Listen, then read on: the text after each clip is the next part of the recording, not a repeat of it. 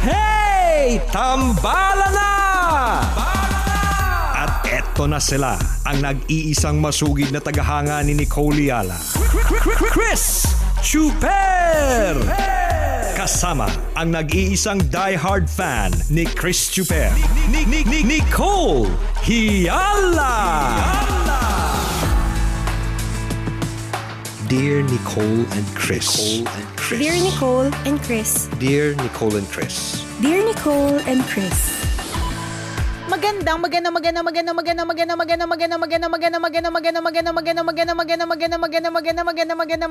morning!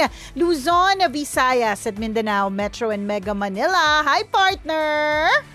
Totoo pala, partner, na kapag wala kang pera, matamlay ka, no? Oo naman. Ako hindi. Hindi totoo. Hindi totoo kasi hindi ka lang matamlay. Minsan mainit ang ulo mo, masungit ka, lagi kang galit at pangit kapag wala kang pera.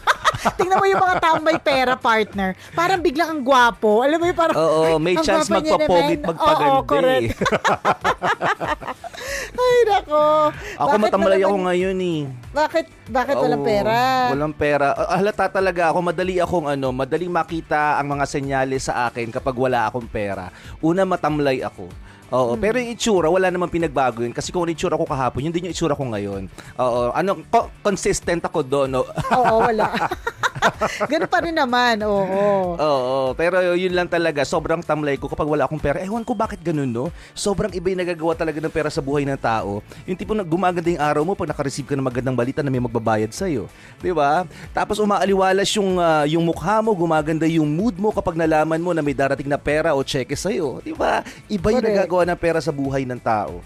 Pero sabi daw nila, partner, hindi daw yun ang pinaka-importante sa buhay. Talaga diba? ba?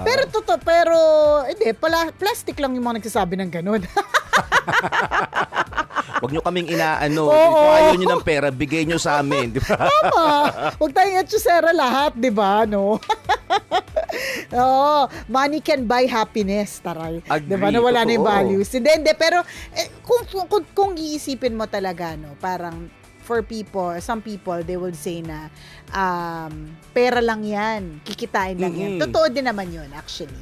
Kikitain mo rin yan. I mean, ang pera, pwedeng dumating, pwedeng hindi. Taba. Pwedeng kitain, pwede ring mawala. 'Di ba? At ngayong panahon ng pandemya na nakita natin 'yan lahat 'di ba, na yung mga dating maayos yung negosyo, yung maayos yung flow, maayos yung takbo. Isang araw biglang nawala lahat. Oo, totoo yan. Nawala lahat. Totoo yan. Oo, bigla naglaho. Kasi ganun yun maglalaho talaga. Yung ganun. Kaya sinasabi nila na money is not the most important thing. Kasi madaming mas importante talaga mga bagay. Totoo yan. Yun naman din talaga ang katotohanan. Kasi ito yung dyan, partner Pansinin mo, sige, wait lang. Machichismis ako ng kaibigan na naman. Machichismis na naman ako ng kaibigan. ka na naman. Sige. Oo, blind kaya, item. Blind item. Kaya ang ending part wala na akong friends. Kasi pag naririnig nila ako, tapos alam nila sila yun, di ba? Nagagalit sila. Charot. Di ba? Kahit blind item naman talaga. Anyway. So, meron akong kaibigan, partner. Sobrang yaman. Siyempre, yan yung mga kinakaibigan ko kasi alam na sa panahon ng pangangailangan may makakalabit. So, Tama. anyways, yan. So, sobrang yaman. Tapos, basta hindi issue sa kanya yung pera. Parang, halimbawa tayo, partner, issue sa atin kung saan tayo kakain kasi iisipin natin yung kung magkano magiging hatian, yung mga gano'n. Tama, oo, tapos, nagkukwenta pa tayo. Di ba, magkakasya ba yung budget ko ngayon? Kung kakain tayo sa ganitong restaurant, di ba? Yung mga mayayaman, wala kahit saan tayo kumain, okay lang. Ilan yung sama natin, okay lang. Oo, yun. Wala talaga siyang, wala talaga siyang pakialam. Tapos ito yung kakilala ko, partner, na sa sobrang yaman, yung mga, yung mga display nila sa bahay, talaga merong mga chunks of gold. May mga streaks of real gold. Ganon yung... Saan ba yung bahay nila? Sama mo nga ako. Sama mo ko minsan. Kaya kung hindi mo naman ako pwedeng isama, bibigyan na lang kita ng tip paano mababawasan yung mga display nila sa bahay. Ito na nga nangyari. Bawal na ako doon. So, alam mo na kung bakit. So, gusto na-background check ka na nila. Gusto man kitang dalhin doon, partner. Bawal na ako doon. Hindi, so anyways, basta mayaman, ganyan. Pero, hindi talaga siya totally happy. Bakit? Siyempre, kaakibat kasi ng kayamanan, yung responsibility. Malamang kaya ka mayaman kasi may kumpanya kang malaki. Tama. At kung ikaw ay merong kumpanyang malaki, ibig sabihin nun ay ang laki ng responsibility mo. Diba? Okay. Ang dami mong intindihin, ang dami mong mga concerns, diba? Sobrang, basta ang daming issues na kailangan mong pakinggan at harapin everyday, diba? Yung ganon. So, ganon yung parents niya. Sa sobrang yaman nila, syempre, mayaman yung malaki yung mga kumpanyang hinahawakan to the point na lagi silang walang oras. Lagi silang kasi dahil ang business walang oras, 'di ba, partner? Anytime pwede, 'di ba? So, 'yun, yung ganon. So, lagi walang oras. Kaya ang ending parang hindi niya masyado na-feel yung presence, yung ng family, yung mga ganon. So, malungkot siya. Correct. So, Totoo malungkot yun. siya ganon. Kasi sabi nga So, nila, alam mo yun, hindi siya talaga parang money is not the end all.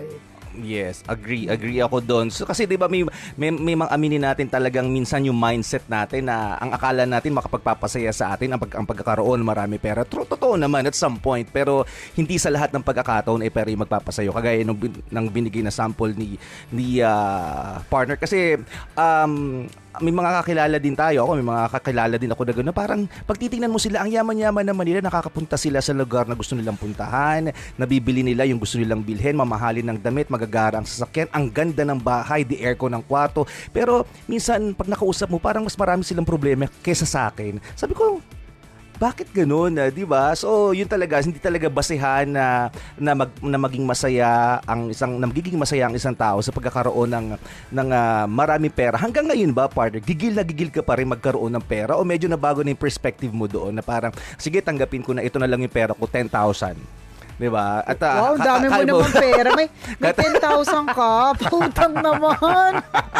At kaya kong maging masaya sa 10,000 na meron ako. Yung mga ganung tipo. Unlike dati, kasi sobrang gigil na gigil tayo magkaroon ng pera. Yung tipong kahit wala ng tulog, diba? Talagang mag-host ka, hahanap ka ng event, lahat ng mga invitation sa'yo, pumutahan mo kasi sayang yung karakitan. Ultimo 5,000, 1,000, papatulan mo. Kasi ganun ka kagigil sa pera. Pero ngayon ba nabago na yung perspective mo? Oh, wait, magsisinungaling o hindi? Magsisinungaling o hindi?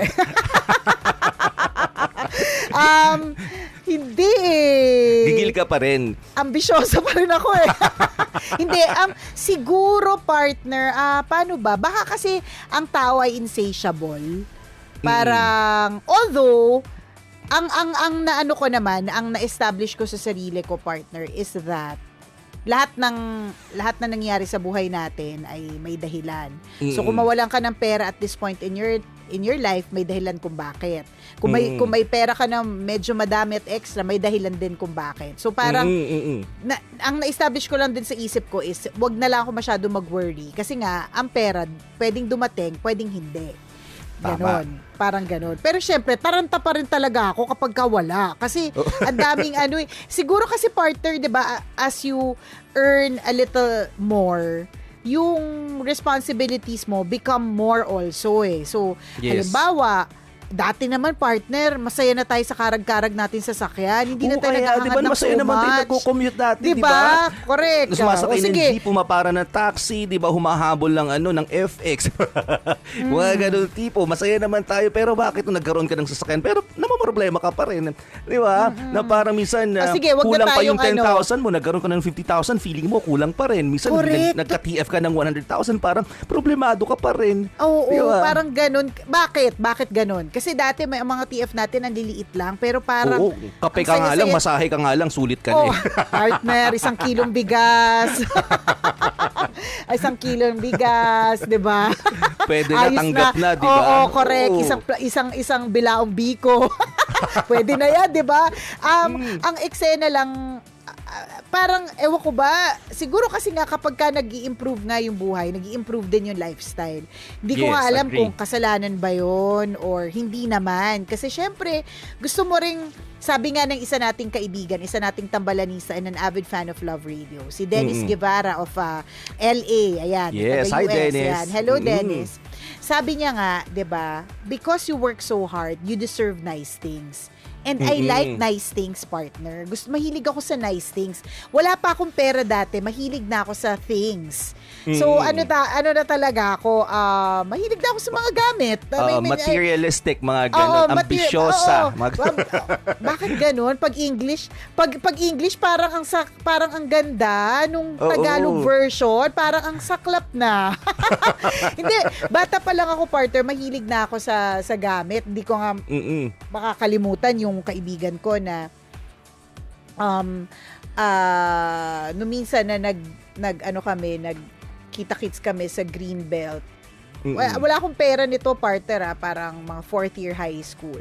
Pero bumili ko ng lip gloss na sobrang tingkad talaga ng kulay. Parang gusto ko, yun yung lip gloss ko. Nung pagdating ko, nagulat sila lahat, parang nakakagulat.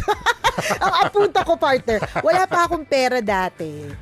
Tapos nag-lip gloss ka. Oo. Alam mo yun, wala ka na nga pera, yung kakarumpot na pera mo, ibibili mo pa na nakakagulat na lip gloss. Ganun ako mahilig sa mga gamit. Mahilig talaga ako sa gamit. Kaya nga, pag nag-uusap kami mag-asawa na parang, kaya ba nating mag-let go na maraming bag?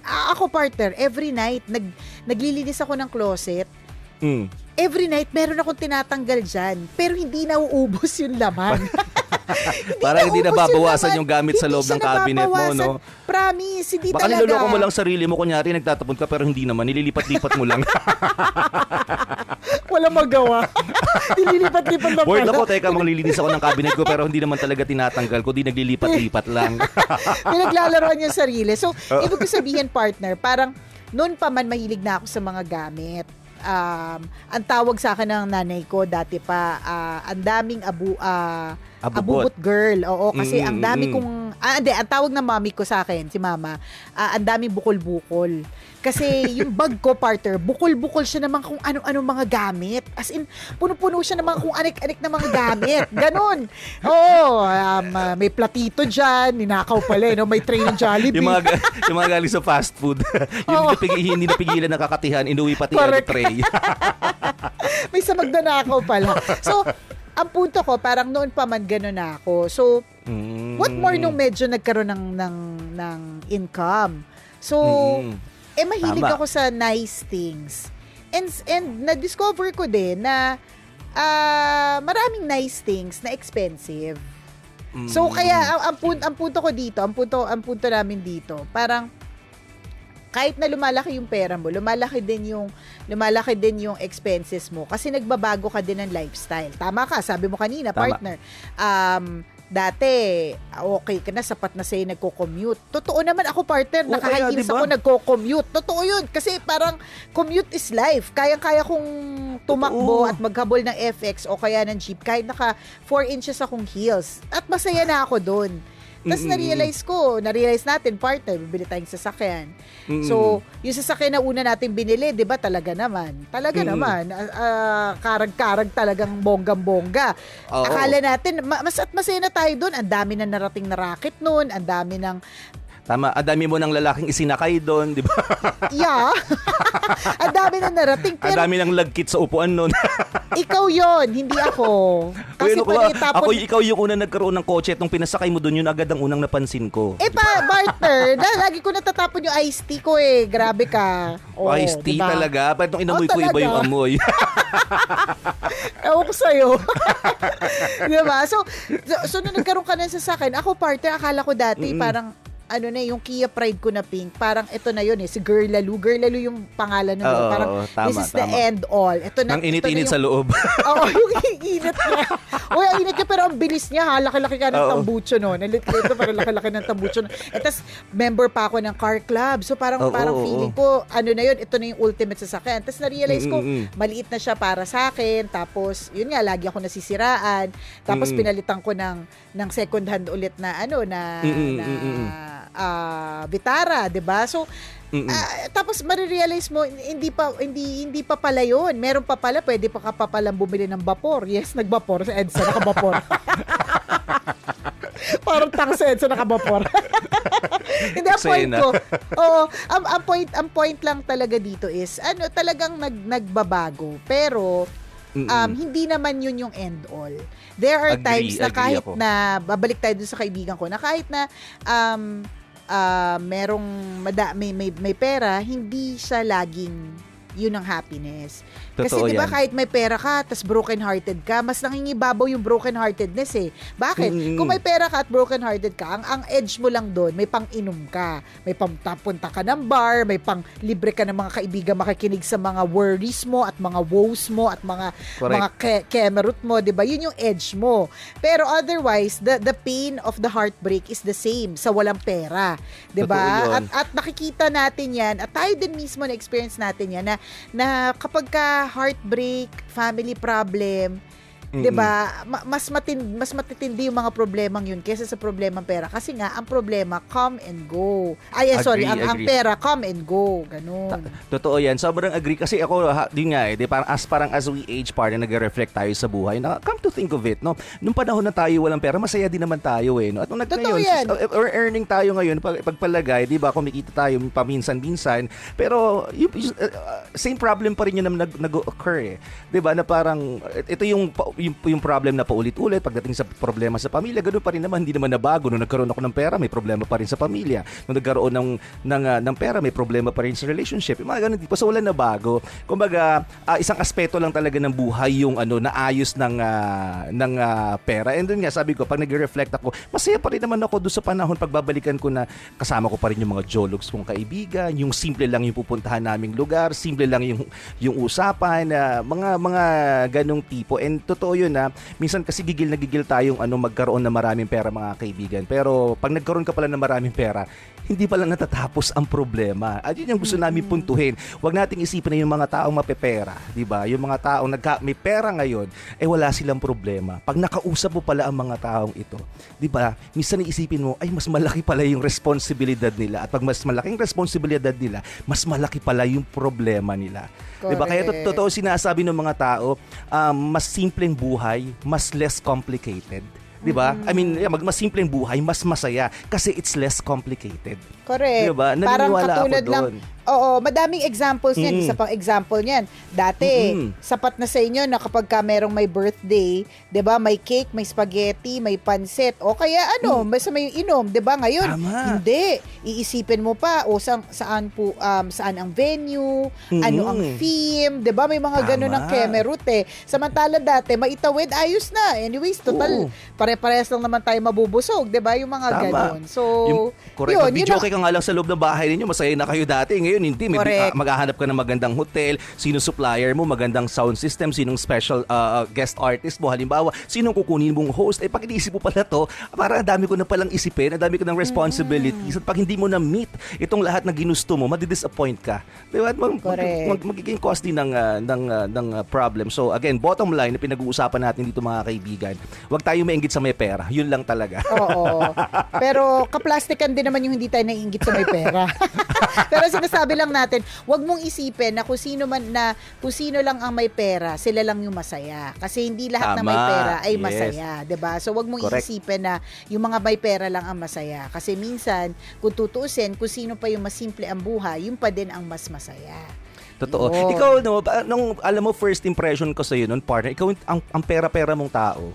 Nung una kita ba? nakilala. Oo. Kasi Pero iba yung forma mo, tsaka iba yung kaartehan mo talaga nun eh. Diba? Kasi partner, mahilig nga ako sa gamit. So kunyari, nung una mo ko nakilala, partner, nakita mo ko naka-red akong blazer. Pero hindi mahal yun. Hindi mahal yun. Kung hindi man mahal yun, partner, bigay yun sa akin ng kaibigan. Kasi madami akong kaibigan. Mahilig ako sa kaibigan eh. Tapos dahil ako yung patawa sa school namin, gustong-gusto ko ng mga tao. So sinasama nila ako sa kanila. Tapos pag may mga magaganda silang mga bagay, binibigyan nila sa akin. Di ba? Parang mga sure ganun. Ka ba binibigay o kinukuha mo? Hindi. Basta pag hindi na ako nakabalik sa bahay na yun, ibig sabihin, may kinuha ako. Charot.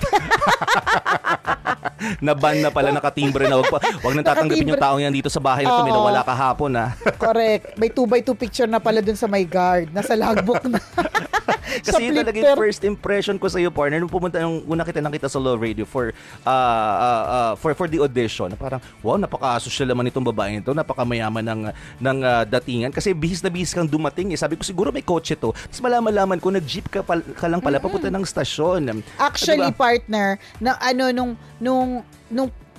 nung nag-audition ako, hindi yun yung first time na pumunta ako or nag-attempt ako pumunta ng Love Radio. That was the second time. Kasi yung unang attempt ko na pumunta ng Love Radio, palibhasa nag-jeep ako, nag-commute ako, hindi ko siya nakita. Okay. Okay. Hindi ko siya nakita. Alam mo yun, laki-laki, hindi ko nakita yung Star City. Kasi ang sabi sa radyo, partner, sa Vicente Soto Street. So, for some reason, yung mga tinanungan ko, hindi nila alam kung saan yung Vicente Soto Street. Nakarating akong Baklaran.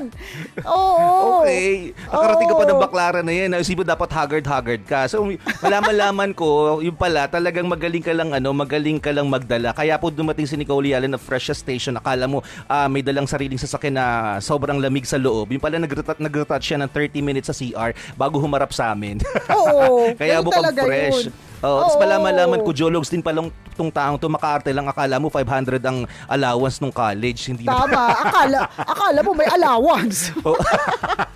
Wala namang allowance to college. Jologs din pala Nakakaloka. itong babaita na to. Di ba? True. Oh, ganun. Oh, anyways, wag pong maiinggit sa sa mga taong sobrang mapera. Wag niyo isipin na sila lang ang anak ng Diyos at sila lang ang pinagpala. Wag mo iisipin na ganun kasi may makanya-kanya po tayong mga blessings na kailangan po nating intindihin. Okidoki at I agree. ipagpasalamat. Maraming salamat mga kabisyo sa pagtutok sa amin ngayong araw na ito. Mamayang alas 9, isa na namang kwento mula sa ating Mahiwagang Burnay ang ating mapapainggan kaya't inyong pakaantabayanan. muli ako po si Nicole Yala At ako naman si Cambio King Chris Chuper. na nagpapaalala. Una, magdasal ka para mabuhay ka. Pangalawa, mag-face mask ka para mabuhay naman ang iba. Yun. Yun. Always your number one. SM Radio Station.